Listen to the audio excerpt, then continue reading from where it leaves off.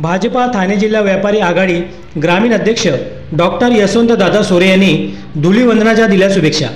यावेळी डॉक्टर यशवंतदादा सोरे पुढे बोलताना सांगितले की रंगपंचमी म्हणजे रंगाचा सण, एकमेकांवर प्रेमाच्या आणि आनंदाचा वर्षाव करण्याचा सोहळा।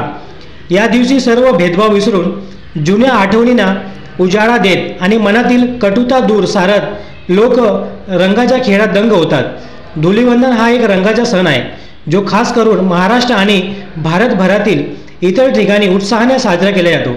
हा सण प्रेम, मैत्री, एकता आणि आनंदाचा प्रतीक मानला जातो। होळीच्या दुसऱ्या दिवशी म्हणजे धुलीवंदन दिवशी सर्व जगभरातील लोक रंग उधळून एकमेकांना गोड शुभेच्छा देऊन उत्सव साजरा करतात। हे केवळ एक सण नसून एक उत्सव आहे जो समाजातील प्रत्येक व्यक्तीला एकत्र आणतो। धुलीवंदन हा होळीच्या दुसऱ्या दिवशी साजरा केला जाणारा एक खास उत्सव आहे। होळीचा सण रंग, आनंद आणि प्रेमाचा सण असला तरी धुलीवंदन त्याच्या अंतिम भागातील एक खास पल असतो। यामध्ये आपले शत्रुत्व विसरून एकमेकांना रंग उधळून एकसारखे होण्याचा संदेश दिला जातो। या दिवशी लोक आपले जुने मतभेद सोडून एकमेकांना रंग उधळून शुभेच्छा देतात आणि सामूहिक आनंद साजरा करतात। Happy Holy. परिवाराकडून सर्वांना ही होळी सुखाची, समृद्धीची आणि आनंदाची जावो अशी ईश्वरचरणी प्रार्थना करतो। होळी हा एक पवित्र सण आहे।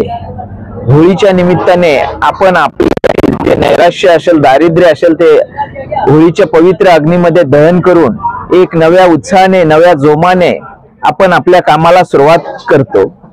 खरोखरच आपण आपल्यातील सर्व दारिद्र्य, नैराश्य होळीच्या अग्नीत दहन करून आपण सर्वांनी एक नव्या जोमाने, नव्या उत्साहाने आपल्या कामाला सुरुवात करावी।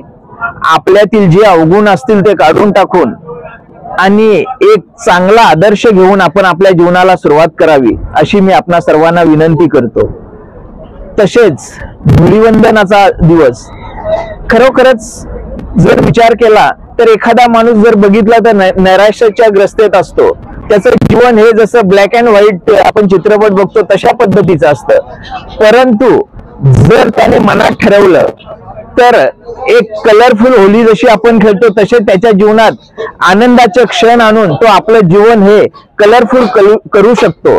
म्हणून आपण कुठलंही नैराश्य असेल, आपल्या जीवनात कुठलीही कमतरता असेल ती बाजूला ठेवून समाधानाचे जीवन जगा। आयुष्यात काहीच नाही, आपण जर मनात ठरवलं तर आपल्याकडे काहीही नसलं तरी आपण आनंदाने जीवन जगू शकतो। त्यासाठी समाधान हे महत्वाचं आहे। म्हणून ज्या परिस्थितीत आहेत त्या परिस्थितीत आपलं आनंदाने जीवन जगा, आपल्या परिवारासोबत सुखाने, प्रेमाने राहा अशा मी सगळ्यांना होळीच्या हार्दिक शुभेच्छा देतो।